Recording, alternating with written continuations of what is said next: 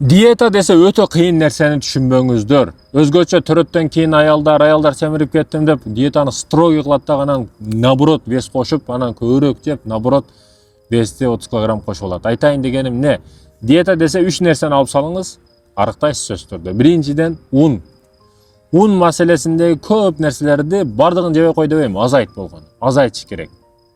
Норма деген түшүнүк бар бизде, билесиздер. Ошо нормага келиш керек и потом азайтыш баштайт. Мисалы мен нан жебейм. Нан жебейм. Ачыгын айтайын. Себеби бул камыр азыгы, калория өтө көп, сиңиши өтө кыйын, ашказан өтө кыйналат. Эң кыйналган нерсе бул камыр да. Камыр кошулган прайниги болобу, печеньясы болобу, башкасы болобу, токтот. Саңа чындап арыкташ керекпи? Болду, бузырабаш керек. Шылтоолорду токтотуш керек. Адам кыйналыш керек да азбаз. Кандай кайфты кылып жеп, ошолорду тоюп семирип алдыңбы? Эми азабыны тартып арыктайсың да. Саңа жеңил жолу жок. Бирөө саңа асмандан Феррари берип койбойт. Асмандан саңа Бугаттинин ключун тапшырып койбойт.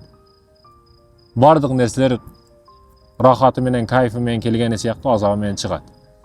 Некен? Биринчиден ун азыктарын токтотосуң. Экинчиден сахар. Шекер кошулган не, кола, фанта, пепси, мепси, репси, кефси бардыгын токтотосуң. Сахар кайсыга кошулат? Бардыгын токтотушуңа туура келет. Анан аян бубой, алдагы бубойт. Мына алдагы болбойт. Сахар кошулган бардыгы болбойт. Сахар эң чоң акчалуу, анан эч пайдасыз, анан эң зыяндуу азыктардын бири бул шекер да. Шекер адамга ушунчалык деңгээлде катуу таасири бар, буга көңгөн адам ташташ өтө кыйын. Азайтып таштабасаң өтө кыйын. Мээге өтө күчтүү дофаминди берип таштайт да, жасалма дофаминди берип таштайт. Некен? Экинчиден сахардуу нерселерди токтотосуң. Мен неге буларды айтып атам? Себеби мен кылбайм, жебейм ушул нерселерди. Сахар жебейм, нан жебейм, нандын азыктарды жебейм. Ошон үчүн айтып атам сизге. Ал эми үчүнчүдөн мекендешим, бул токтотуу эмес.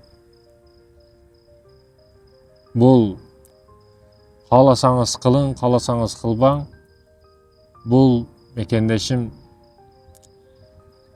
ар бир адам негизи мажбурлап кылыш керек болгон нерсе да. Спорт зал үчүн эч качан идеал убакыт болбойт. Эгер идеал убакытты спорт зал үчүн табамын десеңиз, анда өлүп кетесиз. И саякат үчүн дагы идеал убакыт болбойт. Ар дайым саякатка эле убакыт бар дегендей боло бересиз, бирок өмүрүңүз өткөнүн билбей каласыз. Айтайын дегеним эмне? Ден соолук үчүн, арыкташ үчүн көп таасир бере турган нерсе саякат жана спорт зал. Жөн эле басышыңыз, жөн эле чуркашыңыз, ар тармактуу, ал же бул көрүнүштө спорт ар бир адамда болуш керек да жашоосунда. Футбол ойнай албайсыңбы? Волейбол ойна. Волейбол ойнай албайсыңбы? Ташбакада жөн эле жүр кичинекей. Болсо зайкадай болуп чурка мисалы үчүн. Айырмасы жок. Спорт сенин жашооңдо болуш керек да. Себеби ден соолук болсо бардыгы бекер. Ден соолукту биринчи орунга кой. Ошондо бардыгы жакшы болот. Эгер ден соолук акырында орунда калып кеткен болсо, бардык иштериң көтүгө кетет.